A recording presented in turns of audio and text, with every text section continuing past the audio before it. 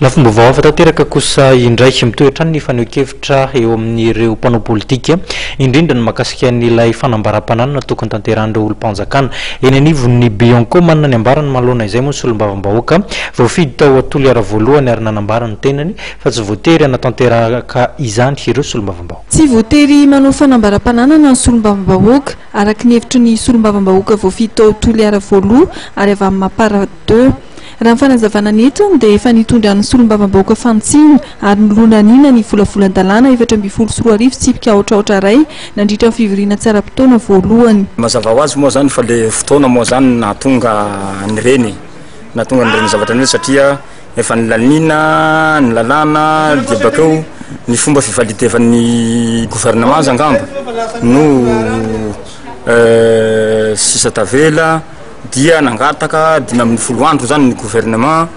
handinany indray mandeha zany le zavatra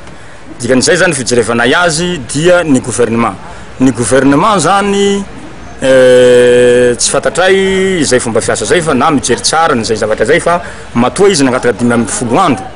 dia ny hijerevana indray mandeha zany iny volavolan-dalàna iny fa zahay mino fa ny fotoana zany no tery angamba fijerevana azy matoa izy nangataka 5 andro aniny resaka volavolan-dalàna nasina fanitsina iny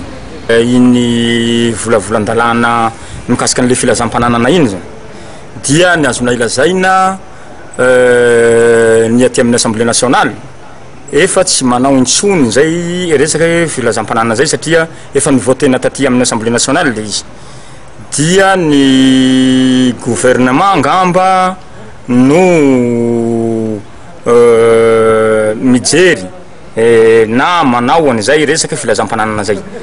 dia any amin'ny gouvernement zany no ireo ministra reo zany no manao filazam-pananana tsirairay satria efa ny validena taty amin'ny assemblée nationale